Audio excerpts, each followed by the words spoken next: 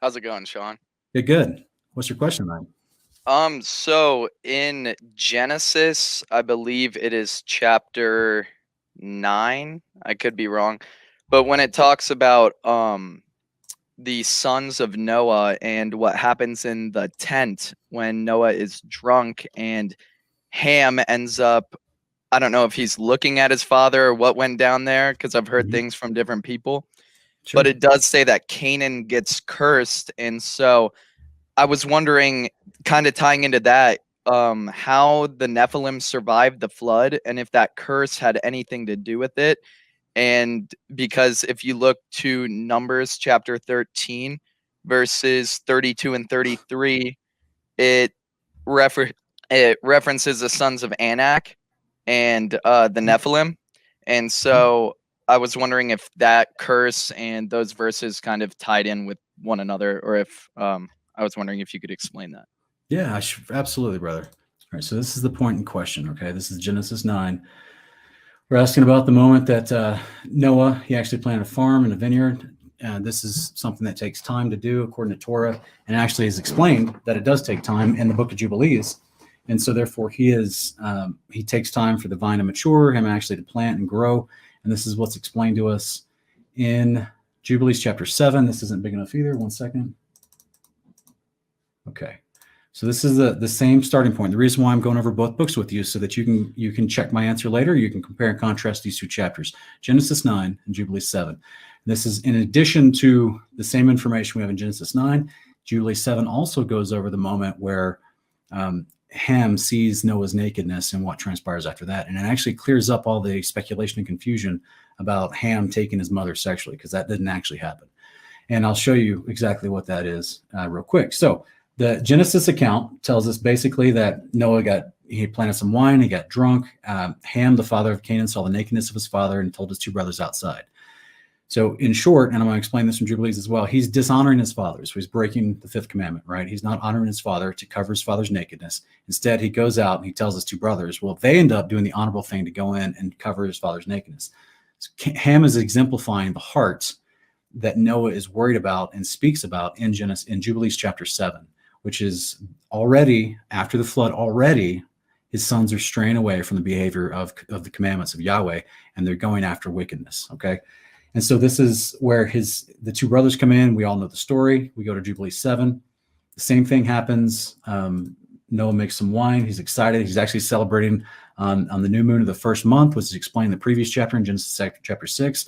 It's the first new moon of the year. He's having a good time with that. And then it says that Ham, it says verse 7, that it was evening. He went into his tent, being drunken. He lay down and slept, and was uncovered in his tent as he slept. And Ham saw Noah his father naked, and went forth and told his two brethren outside without.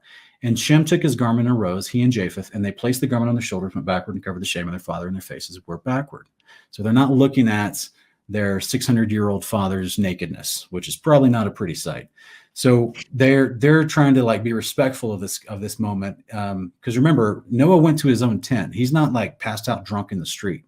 He's not outside. He went to a place that he thought he was going to be alone, but Ham went inside.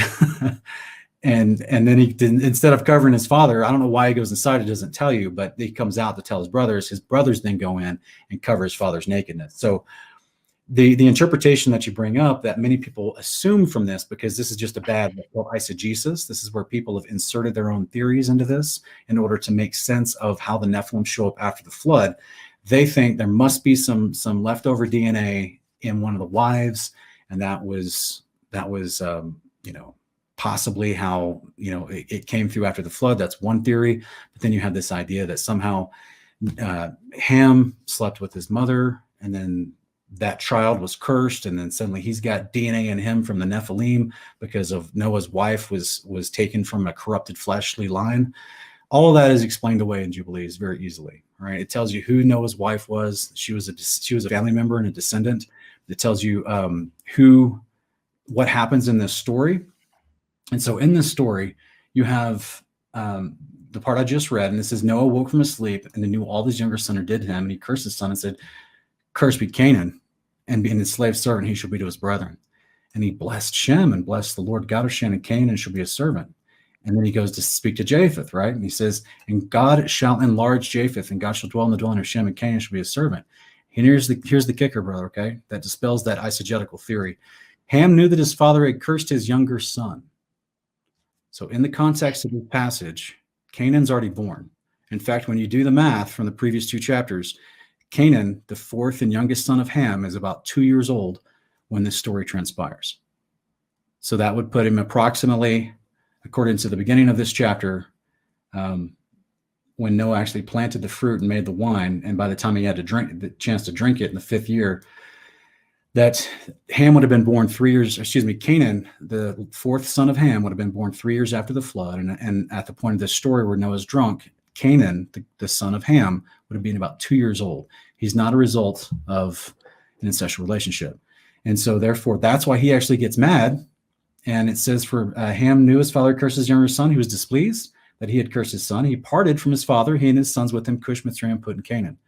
So this is where there's an actual family breakup at this point because of this event. And this is, and it says he went and built for himself the city and called it after the name of his wife. So he moves away, basically, because they were all hanging out at the base of Mount Ararat, where the boat had landed, basically.